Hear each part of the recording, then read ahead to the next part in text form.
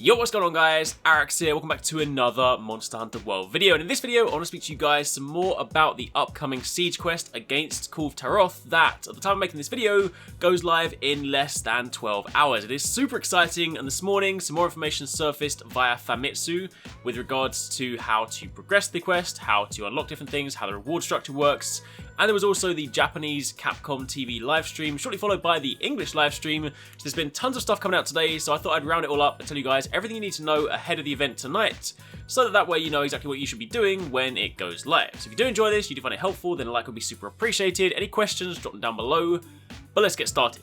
So from the very top, first things first, you need to be HR 16, that is 1-6, or above, in order to take part in this quest. In other words, you need to have completed the campaign and defeated Xeno'jiiva. Same thing as Deviljho. Once you've done that, then the tracks for Kulve Taroth will start showing up in expeditions and optional quests, investigations, and you'll need to gather them and then speak to the commander in order to make a report. Exact same thing that happened when they added Deviljho. I appreciate some people might not be a huge fan of the gathering tracks format, but it kind of makes sense in the actual narrative structure because a new monster comes up, you need to go and get some research on it, and once you know more about it, you can then embark on the quest and hunt it. So basically, when the event goes live tonight, dive into an expedition, dive into an optional quest, and then gather tracks. Typically, I've always found that optional quests are pretty good because you gather the tracks and complete the quest, and it seems to jump it up a fair bit.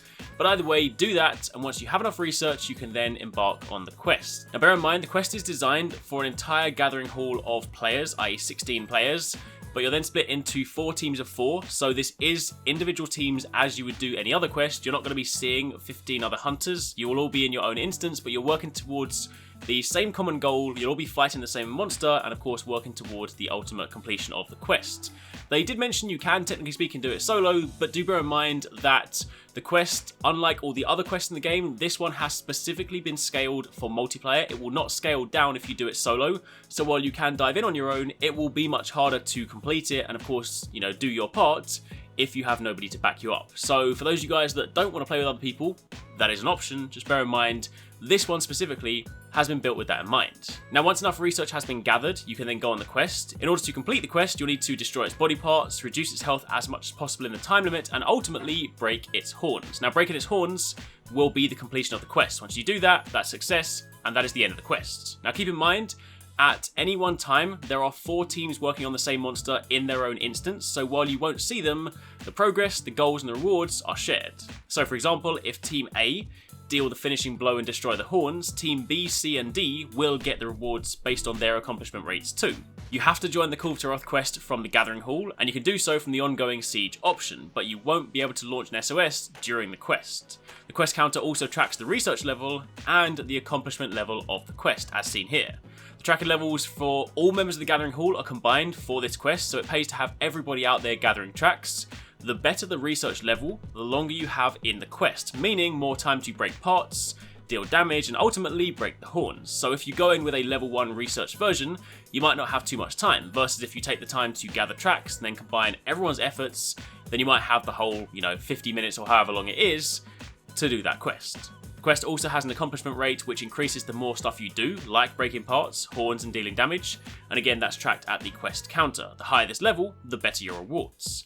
Also on that note, if another team has completed an accomplishment task, you'll receive rewards from it, but it's reduced if you weren't the one that did it. So say for example Team A broke the front left leg. The other teams will still get rewards for that, but not as much since they weren't the ones that broke it. Once the horns are broken, as mentioned, the quest is complete, and everyone can head back to the Gathering Hall and claim their rewards. Note that you have to claim your rewards before you can go out and do the quest the next time, but you claim them from the Gathering Hall as opposed to the conventional post-quest reward screen.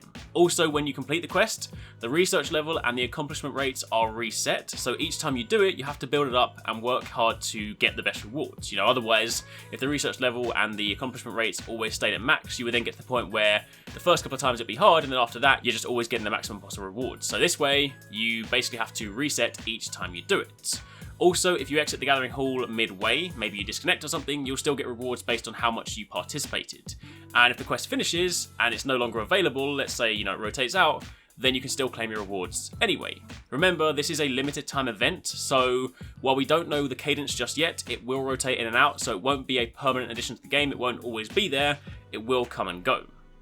Now when you claim your rewards, as well as getting monster parts, you can also get Dawn Warrior tickets for the Palico gear, and more importantly, relic weapons. Now we'll find out more about these when the update goes live, but essentially these are hybrid versions of existing weapons, featuring parts from the new monster and parts from existing weapons. These weapons have different stats, and there appear to be more than one type per branch on the tree, so you might get, say, a version of the Rathalos Greatsword with rubbish stats, and a version of the Rathalos Greatsword with good stats. So by the sounds of it, there's going to be a lot more than 14 weapons to grind for. If you factor in all the different permutations and multiple versions per tree, then yeah, there's going to be a lot of relics to grind for. And of course, you'll also unlock the delivery quests by doing this siege too, when you can then complete them for the layered armor sets. Now, a couple of things to note about the actual Kulve Taroth quest itself, things they mentioned during the Japanese livestream.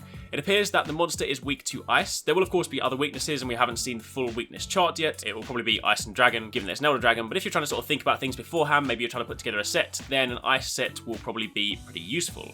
Gadulakas also seem to spawn either from or around the gold drops from the monster, and if you attack them, they can also drop parts, which can be very useful. There are plenty of environmental traps located around the quest, things for you to drop on Kulve Taroth's head, and more importantly knock it over so you can then go and deal some more damage.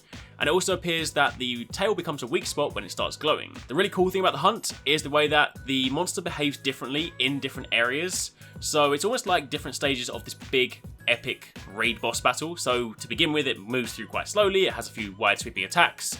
Once it gets into the fire area, it has these huge, enormous AoE fire attacks. And when it gets into this final room, it starts to run pretty fast, and suddenly, you know, this huge, slow-moving, lumbering monster suddenly becomes pretty quick. So different stages will require different strategies, which is very, very cool. They also mentioned that at some point, if you break enough, you may well be able to mount or board the monster. They didn't specify exactly how. I don't think that'll be a conventional mount, like, you know, one of those ones where you spam triangle. It'll probably be one of those ones where if you break down enough on the back, you can then run up its back maybe. I'm not too sure, but that's kind of a passing note they mentioned in the stream.